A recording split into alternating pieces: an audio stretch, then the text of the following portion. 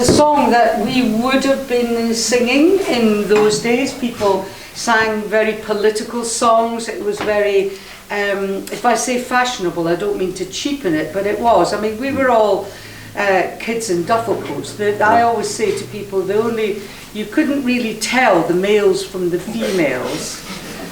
Because everyone had a duffel coat. I'm talking about their appearance. No other senses involved, yes.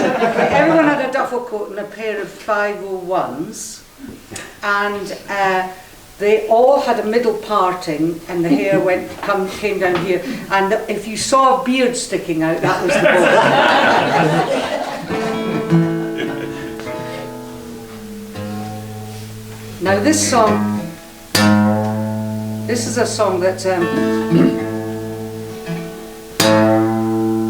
this is a song that we would have sung then as well. Was this, oh, it's done nice.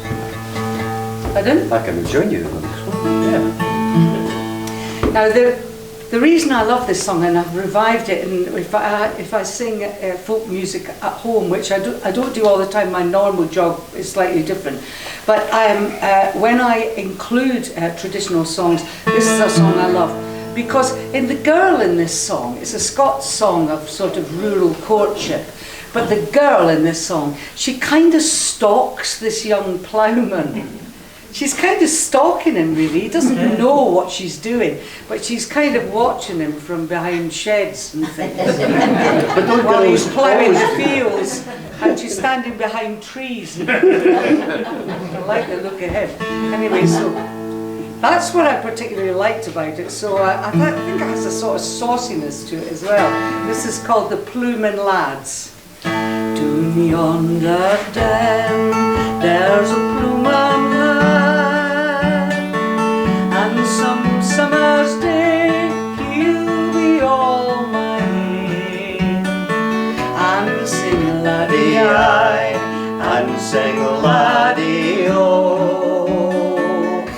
The ploughman laddies are the go.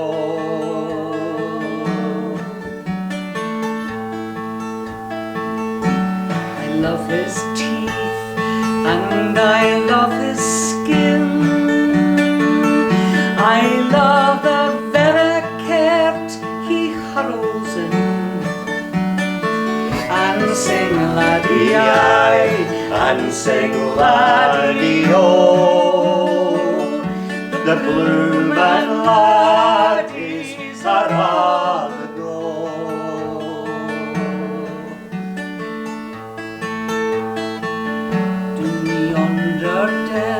A mate he gotten a miller, but the smell o' dust would he gart me ill. And sing laddie-I, and sing laddie-O. The ploughman laddies are all the go.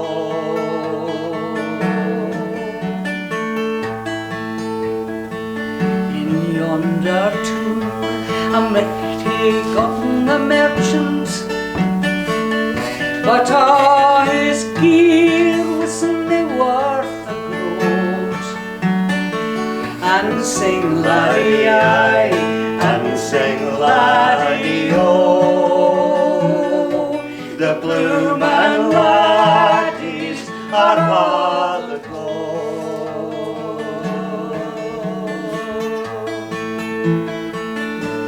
It's ilka time I gang to the stack, I hear his whip gie the other crack, and sing laddie-I, and sing laddie-O. The ploughman laddies are all the go.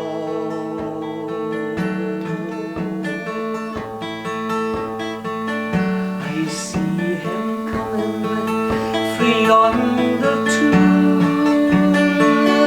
we all his ribbons hanging round and round, and sing laddie-I, and sing laddie-O.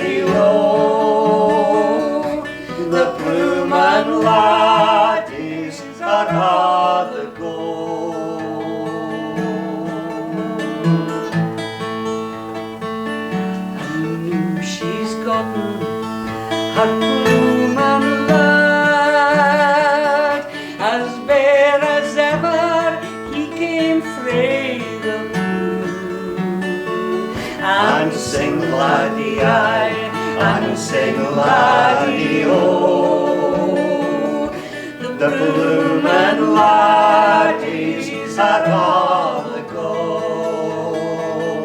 Sing a laddie aye, and sing laddie oh, the bloom and laddies are all a go.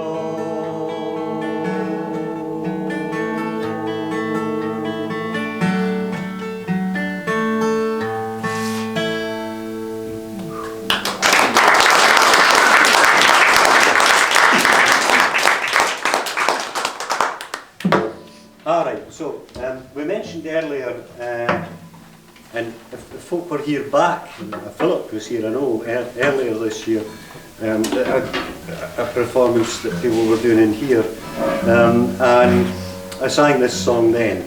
So you'll all know the chorus, you can all join in. It's John Watt is the guy who started the folk song club in our hometown of Dunfermline. Highly respected guy, very, I guess, kind of ahead of his time in many ways. And although he sang a lot of traditional songs and was very knowledgeable about traditional songs, very early on he started writing songs himself that sounded very traditional. In fact, the song I'm about to sing, there was an old singer called Jimmy Macbeth, who was a traveller. He was a tramp. He was a hobo who went all around Scotland singing at Highland Games, singing for cinema lines outside. Like a busker. A busker, an yeah. early Yeah. busker. Yeah.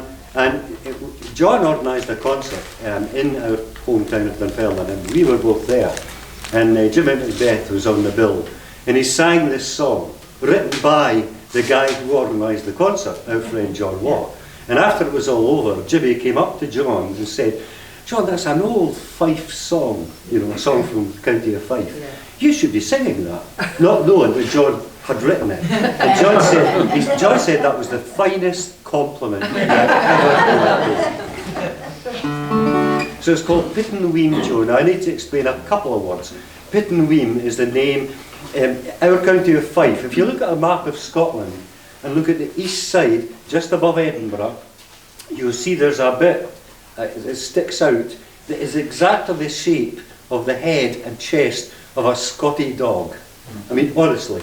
And the town we come from is down near the chest, so that's Fife. But up towards the nose of the Scotty dog, there's a whole series of fishing villages, and also the famous town of St Andrews. And it was the University of St Andrews that, of course, William and Kate met, and he is now the Prince of Wales, after his dad got elevated. So, I'm not sure if he's ever been to Wales, but he's the Prince of Wales. These villages, there's Anstruther, and the local people pronounce Anstruther as Ainster, so you'll hear that in the song. Pittin Weem is just next to that. The song is written from the point of view of a young man who's a fisherman, going out in trawlers into the North Sea, and the song is really him talking about his girlfriend, who is a fisher lassie, and she would be gutting the herring down on the quay. Terrible job. They would gut the herring with very sharp knives, very often cutting their fingers. They would then put them into barrels of salt water. Can you imagine?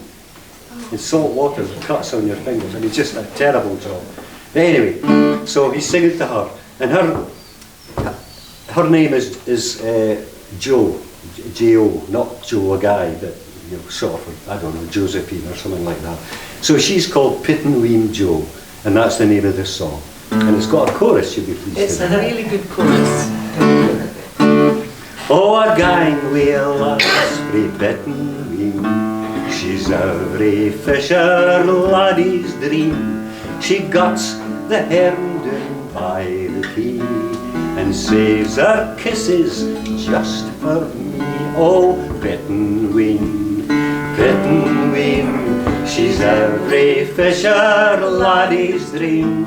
She guts the hen down by the quay and saves her kisses just for me. It was last July, it came to pass, I met this bonny fisher lass, wi' her een sea blue and black her hair. I met her down at Easter Fair. Oh, Bitten Ween, she's every fisher laddie's dream. She guts the hen down by the quay and saves her kisses just for me. Well, I speared at her. I should explain to you, speared. To spear somebody in Scotland is not to stick them with a, you know, to spear is to ask. Is to ask. I asked her. Oh, I speared at her. Could I take her hame? Oh, she's fine, she says. I ken your game, but nevertheless, you're awful kind. In fact, I really wouldn't mind, said Bitten Ween, she's every fisher laddie's dream. She guts the hen down by the quay and saves her kisses just for me. Well, she's my lass now, and fine I ken. She never looks at other men, for I was quick and they were slow. That's how I won my Bitten Ween Joe. Oh, Bitten Ween, she's every fisher laddie's dream. She guts the hen down by the quay and saves her kisses just for me.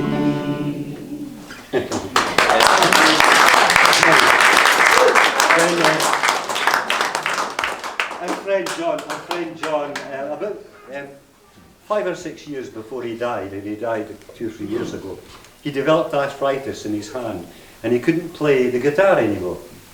But we had often shared the stage together, although I'd never actually sung as a duo with him. And we were at the town where my wife and I, Wendy and I, got married, wonderfully named town of Auchtermuchty. You've got to be Scottish before you could pronounce that. Auchtermuchty. And there was a folk festival there every year. And I arrived with Wendy, and on the Saturday morning I wandered into the pub. There were lots of pubs around the town square. Wandered into one of the pubs and John was there. And he came up and he said, Jack, I'm having real problems playing the guitar. He said, do you think you could maybe back me up? You know most of the songs. And I said, sure, John, when would you like to rehearse, and get... Oh no, he says, we're on in half an hour. And we sang together for about 5 years, all over Scotland, up in Orkney as well. And I would always, if we sang that song, I would always kid him on, I would always wind him up, because I would sing an extra chorus at the end. And my extra chorus would go, Bitten Ween, she's every fisher laddie's dream. She kisses the heron down by the quay and saves their guts up just for me. He didn't think that was very funny. Now, Jack, no, you have to sing Bright Silvery Light. Oh, right, okay. This is the song my wife doesn't like me singing, but she's not here. So. And I've vetted it, and there's nothing wrong with it. She thinks it's okay. And what I always say, and I think I sang this a lot back in February or so when I was here, but it's a song called The Bright Silvery Light of the Moon, and I learned it from a good friend of mine, Colin Stewart, who died unexpectedly and far too young, just a couple of years ago, and I learned a lot of songs from him actually.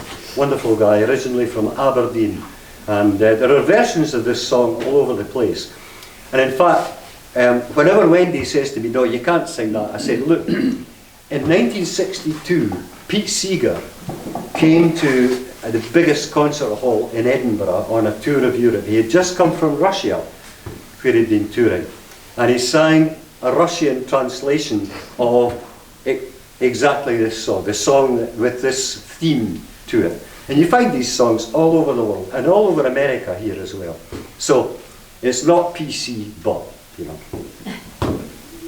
One night at 10:30, coming down the Rothes Glen, I met a young maiden called Cahoon, and as she passed me by, she gave me the glad eye by the bright silvery light of the moon. She had done 6 months in jail, she had robbed the midnight mail, 'twas another kind of a mail she'd be robbing soon. But when I asked her to be my wife, Lord, she nearly took my life by the bright silvery light of the moon. On the night that we were wed, she was first to go to bed. Oh, what a sight when I came in the room. There were her teeth and her golden hair, and her wooden leg on the chair, by the bright silvery light of the moon.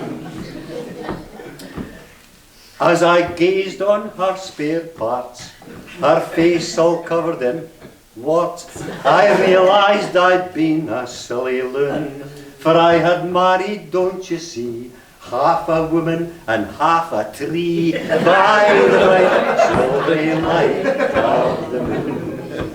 So all young men, take my advice, never court the same girl twice, and if you do, then you're a silly loon, but if you must, then take, and if you must, then something or other. Oh no, if you must, then take a care. Make sure that she's all there, by the bright silvery light, by the bright silvery light of the moon. Should we do that?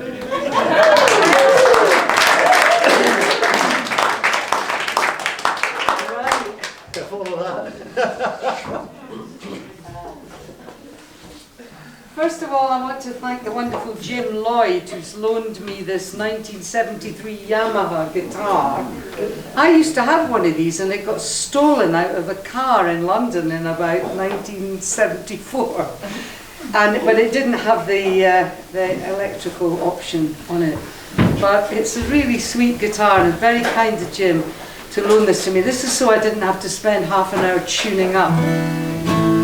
This is a song from Scotland. I have spent about the last 10 years of my life spending quite a lot of time looking at traditional music, particularly Scottish music, some Irish, but particularly Scottish music.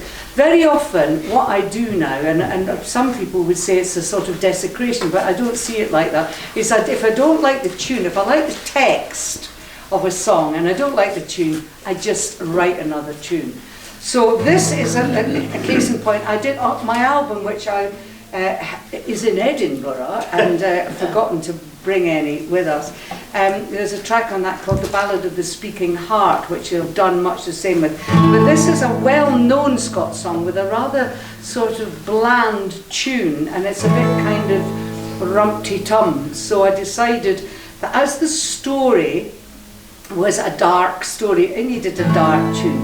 And I could be accused of being dramatic, but that I don't see as being a bad thing.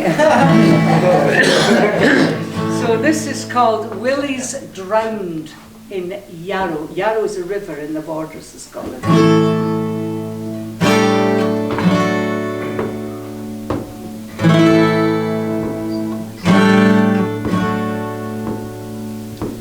Willie's rare and Willie's fair, and Willie's wondrous bonny, and Willie's vowed to marry me if e'er he marries Polly.